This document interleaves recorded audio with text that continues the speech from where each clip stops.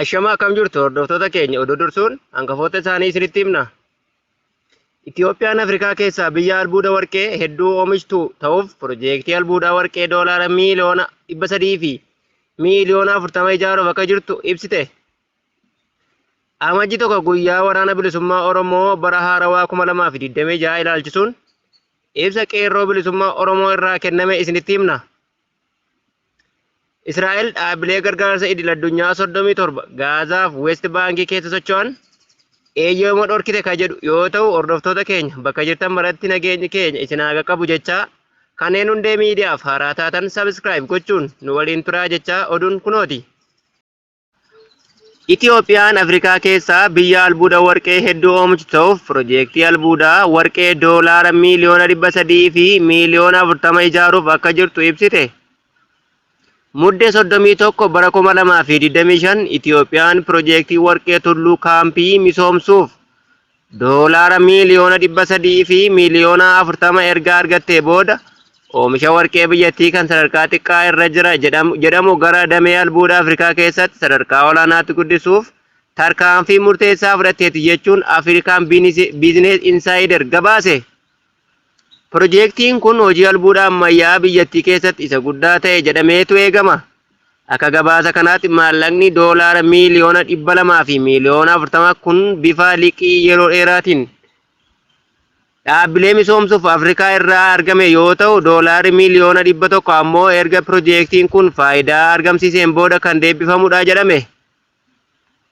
Deeggarsi kun dhaabbati Keef Gold Indi Copper jedhamu kan piroojeektii kana misoomsuuf gara ijaarsa guutuu akka seenu taasisaa jira jedhamee eegama.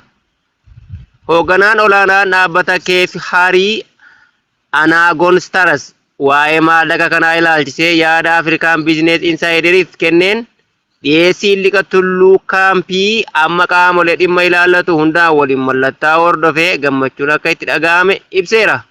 Kunis akka misooma piroojeektii guutuu eegaluutti sochii dabalataa akka seenaatti kan kakaase yoo ta'u piroopozaala hafan investoroota biyya keessaa fi ogeeyyii qophaa'an gidduutti akka xumuramu ni taasisa jedhameetu eegama. Amajjii tokko guyyaa waraana bilisummaa Oromoo ka jedhamu bara cunqursaa bara roorroon hammaate waraanni bilisummaa Oromoo kallattii hedduuti keessumaa qabsoo gara bahaa eegale warra Sumaalee waliin Dargii waliin isa qofa ammoo miti sabni Oromoo Oromummaa isaayyuu amma Finfinnee jalatti lolaa jiraachuu keenya beekuu jechuudha. Finfinnee jalatti lolaa jirra. Ni qabatta? Ni shakkitaa? Ni qabanna. Shakkiin tokko iyyuu hin jiru. Xiyyaara isaas argiteetta, taankii isaas argiteetta, diishqaa isaas argiteetta. Homaattuu hin ba'u. Kilaashiin jala siqanii lolanii jechuudha. Isa immoo beektaa muuxannoo isaatti qabdaa. Ati sanaaf cuuphamteetu baate. Yeroon kun immoo yeroo dhaloota kanaati dibata qabnaa, kakuu qabnaa, ni injifannaa jechuudha. Shakkiin qabnu sanarraa tokkoyyuu. Sanarraa shakkii tokkoyyuu hin qabnu jechuudha. Bifa kamiinuu yoo ta'e Oromoof nuti toluma duuna. Isa nu jibbuufis lubbuu laanne, isa nu jaalatuufis lubbuu laanne. Isa nu jaalatu immoo waliinidha lubbuu laanne.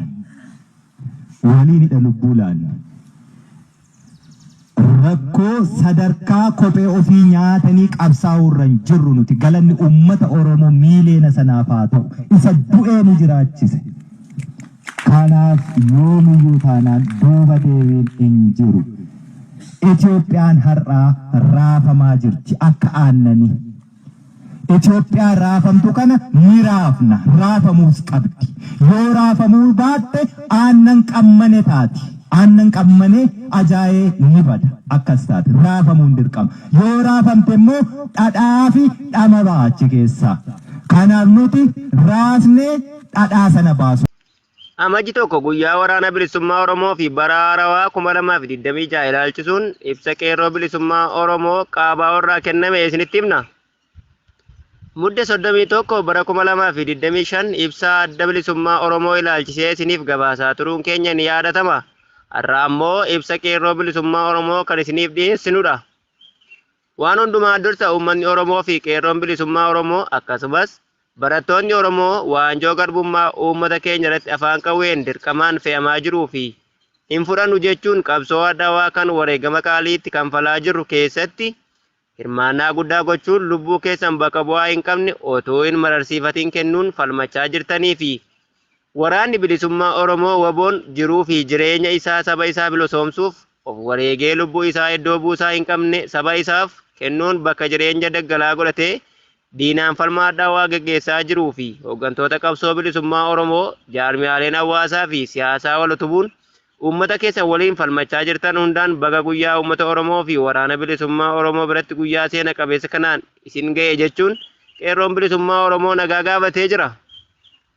Uummanni Oromoo erga biyyaa fi mirga isaa dhabee kolonummaa Habashaa jalatti kufee eegalee bifa garaa garaatiin yeroo inni hidhannoo hin kaafne hin turre har'as itti jira.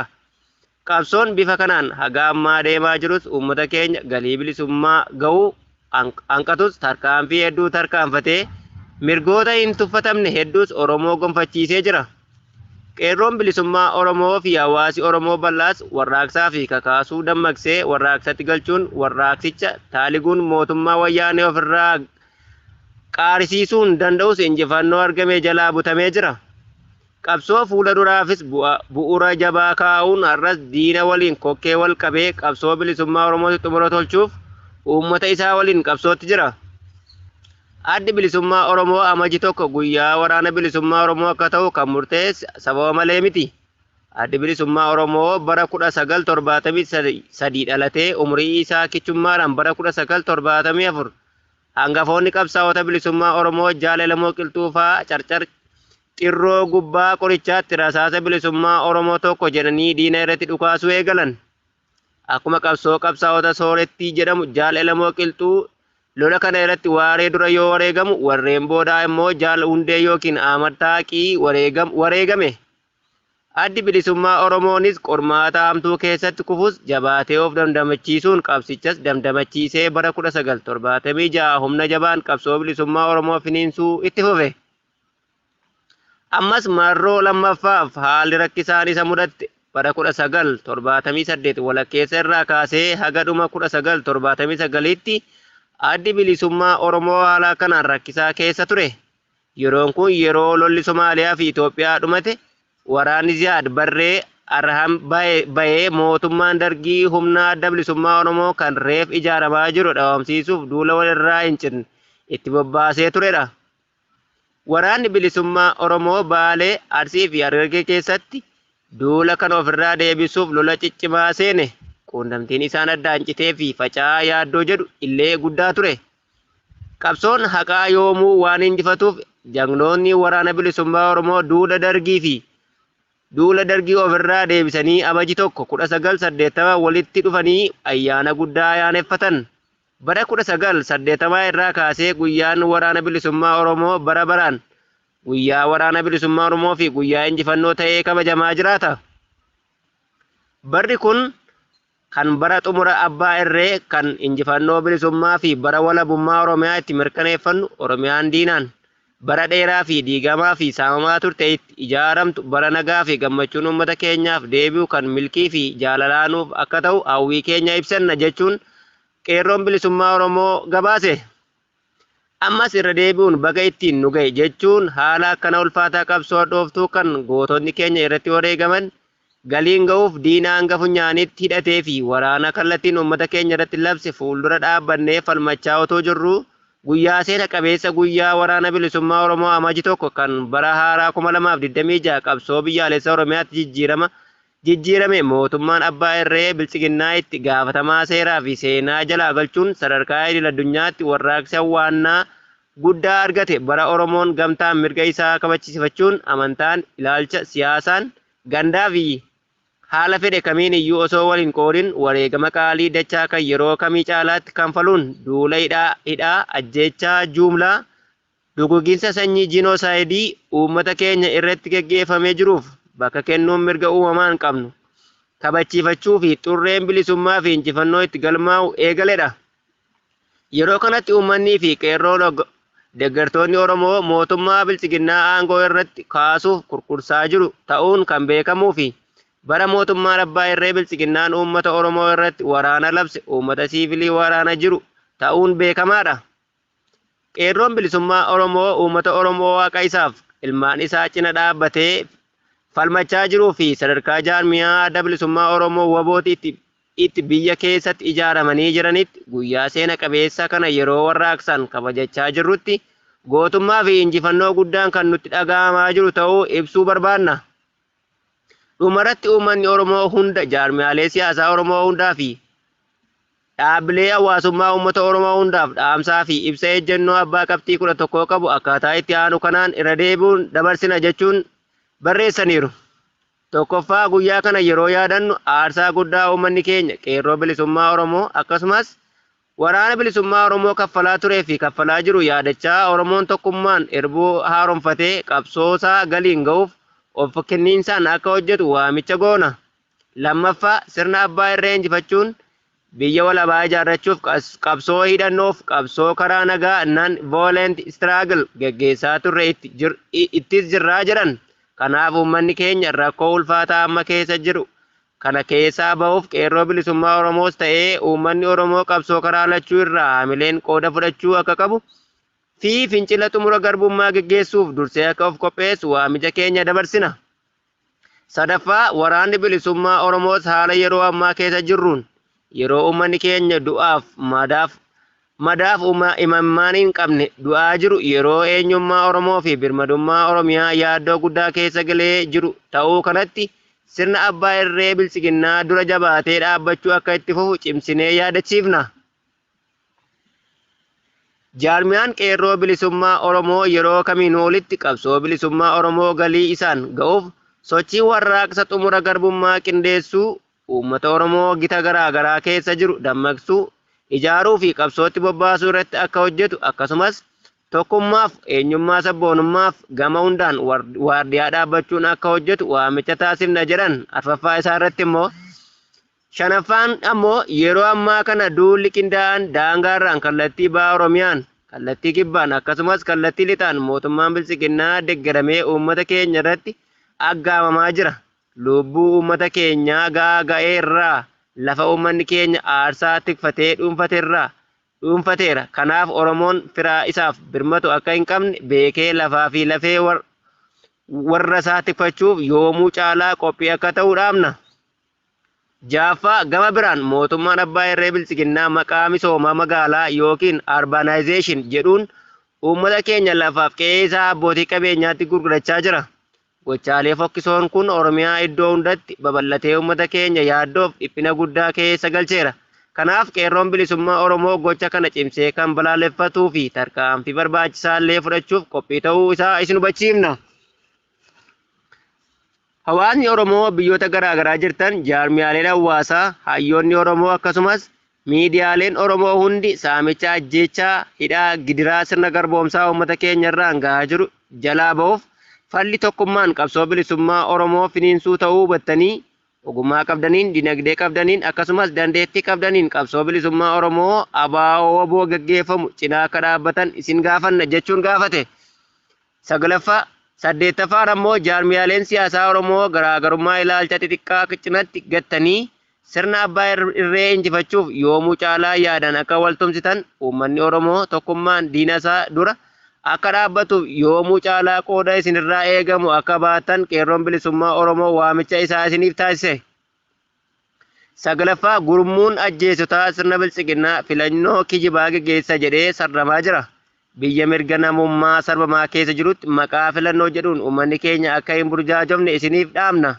Kurnaffaa ilmaan Oromoo kanneen sababa Oromummaaf sabboonummaa jabaa qabdaniif mana hidhaa diinaatti dararamaa jirtan sabboontonni keenya kanneen jireenya dhuunfaa keessaniif jecha caasaa mootummaa keessa jirtan kan akka kaabinee raayyaa ittisa biyyaa poolisii humna addaa Oromiyaa fa'iif haalli isin keessa jirtan ulfaataa ta'ullee qabsoon ulfaatuu fi kan aarsaa nama kaffalchiisu ta'uu beektanii jabaachuun ejjennoo keessan cimsitanii qabsoo sabni keessan itti jiru akka finiinsitan waamicha goona.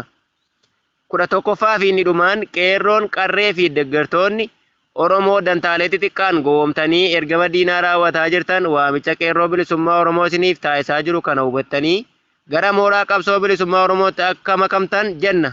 Dabalataan abbootiin qabeenyaa Oromoo qabeenya keessan diinaaf arjoomuu dhiistanii mooraa qabsoo bilisummaa Oromoof arjoomuun qabsoo bilisummaa Oromoo rarraga bilisummaa irra ga'e kanatti xumura akka tolchinu isiniif dhaamna jechuun injifannoon uummata Oromoof amajji 2026 qeerroo bilisummaa Oromoo Qaabaa'oo irraa uummata bal'aa Oromoof dabarsanii jiru. Sirni bilchiginnaa dargaggoota aadaa fi abbaa isaanii hojii gargaaranii jiraatan dararuun kan jabaatee itti fufe yoo ta'u, dargaggoo carraa hundumaa dagarii jedhama. Kan dhalatee guddate godina Qeellam Wallaggaa aanaa Daallee 3 ganda Baddeessoo Kashoo Waayyuu Gumaatti dhalate. Haatiif abbaan isaallee ilaalanii hin quufne. Bara 2017 entiraansii qoramee daa'ima kichuun umuriin malee harka waraana bilchiginnaatti gaafa 29 2025 osoo inni abbaa isaa wajjin bakka hojiitii galaa jiru guyyaa keessaa isaa 10 irratti qabanii fuudhanii erga deemanii booda gaafa 30 2025 ganama sa'aatii 12tti rasaasatti roobsuudhaan ajjeesanii bakkeetti gatanii deeman. Waraanni sirna mootummaa kan ajjeesee hin quufne ola deemaa ijoollee Oromoo kan hidhannoo homaa hin qabne ajjeesuun uummata keenya irraa dhaabatu jedhan jiraattonni aanichaa. Oduu keenya biyya alaatiin ammoo Israa'el dhaabbilee gargaarsa idil addunyaa 37 Gaazaaf West Baankii keessa socho'an eeyyama dhorkite.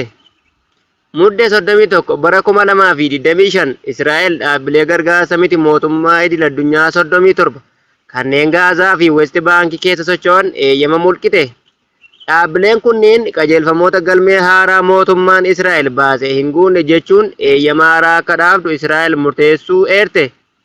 Kanneen eeyyama dhorkaman keessaa dhaabbanni gargaarsa namoomaa yaala fayyaa dhiyeessan kan Dr. Without Borders fi Oxfam fa'aan keessatti argamu jedhamee jira.